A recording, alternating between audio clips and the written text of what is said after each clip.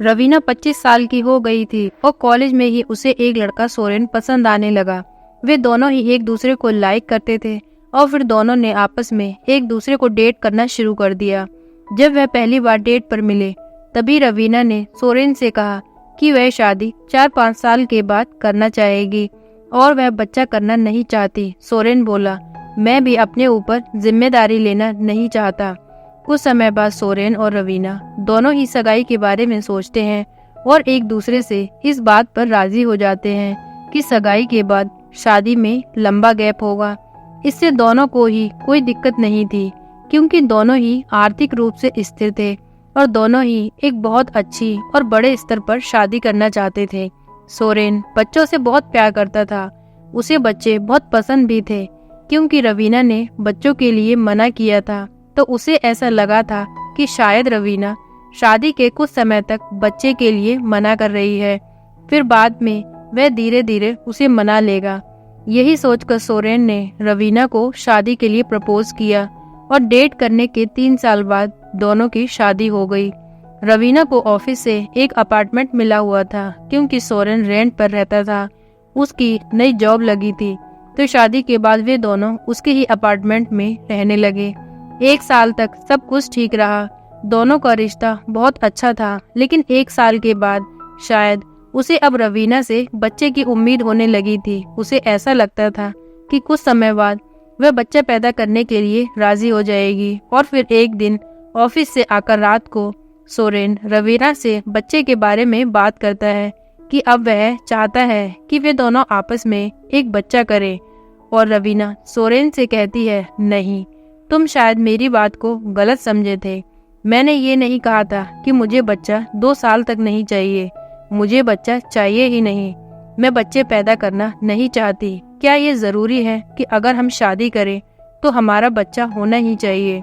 मैं इसके लिए बिल्कुल भी तैयार नहीं हूँ और मुझे नहीं लगता कि शायद आगे भी मैं कभी इस चीज के लिए एग्री कर पाऊंगी। और फिर दोनों के बीच में तनाव शुरू हो गया। लड़ाई झगड़ा बढ़ने लगे। वह रवीना को समझाने की कोशिश करता पर वह इस बात के लिए बिल्कुल भी तैयार नहीं थी। फिर एक दिन सोरेन ने रवीना से कहा कि अगर हमारा कोई बच्चा नहीं होगा तो फिर हमारे रिश्ते का भविष्य क्या है?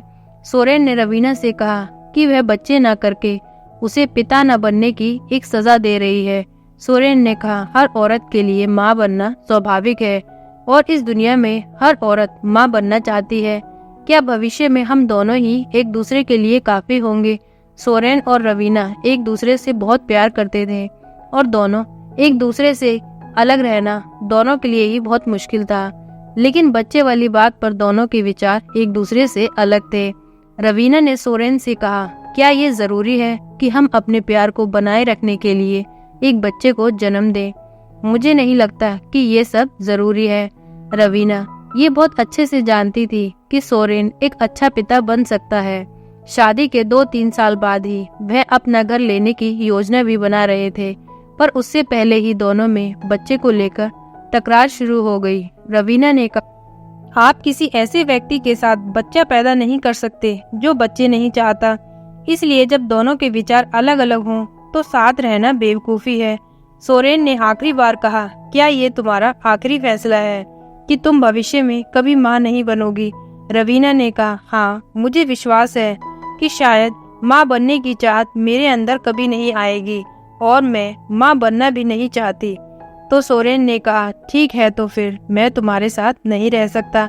मैंने बातचीत खत्म की और उससे कहा कि अगर वह मेरे साथ नहीं रहना चाहता तो फिर अपने रहने का ठिकाना अलग ढूंढ ले। वह बहुत परेशान हो गया और रवीना से कहा कि मैं उसे बाहर नहीं निकाल सकती और मैंने उससे कहा कि मैं ऐसा कर सकती हूँ क्योंकि यह मेरा अपार्टमेंट है।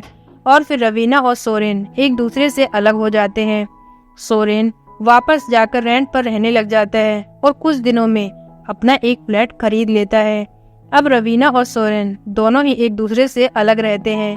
दोनों के परिवार वालों को पता चला कि वे दोनों अलग हो गए हैं तो दोनों के परिवार वालों ने रवीना को समझाया कि अगर वह बच्चा पैदा नहीं करना चाहती तो कोई बात नहीं, बच्चा गोद भी तो ले सकती है। लेकिन मैंने उनसे कहा कि मैं गर्भवती होना नहीं चाहती और ना ही गोद लेना चाहती हूँ। मैं बच्चे ही नहीं चाहती।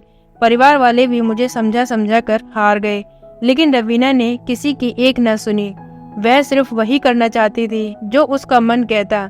लेकिन ये बात सच है कि अंत में दोनों के परिवार वालों ने रवीना को ही दोष दिया कि रवीना की वजह से ही दोनों की गृहस्थी खराब हुई है। रवीना के दिल में सोरेन के लिए बहुत प्यार था और सोरेन आज भी रवीना से बहुत प्यार करता है। इसीलिए तो अलग होने के बाद भी दोनों ने शादी नहीं की। 6 महीने तक दोनों अलग रहते हैं। उसके बाद सोरेन का रवीना पर फिर से फोन आता है और फोन पर वह रोता है। उसे कहता है कि वह उसके बिना नहीं रह सकता। अगर वह बच्चे नहीं चाहती तो कोई बात नहीं, पर कम से कम वे दोनों तो साथ में रह सकते हैं। रवीना भी सोरेन के पास जाना चाहती है, पर वह जानती है कि अगर वह उसके साथ रहेगी तो उसके मन में कहीं न कहीं पिता बनने की इच्छा जागेगी और वह दोबारा भी उसे बच्चे के लिए बोल सकता है। लेकिन रवीना के मन में बच्चे की कोई चाहत नहीं थी। वह बच्चे चाहती ही नहीं थी और आज भी रवीना अपने ऑफिस के अपार्टमेंट में सोरेन से अलग ही रहती है। हालांकि दोनों की फोन पर बातचीत होती है, पर रवीना और सोरेन अभी भी एक दूसरे से बहुत प्यार करते हैं।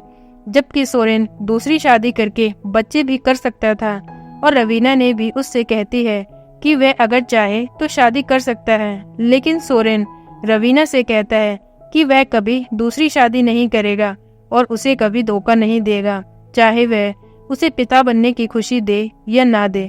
तो दोस्तों, आज की ये कहानी आपको कैसी लगी प्लीज कमेंट करके बताएं। प्लीज वीडियो को लाइक करें, चैनल को सब्सक्राइब करें। Thank you.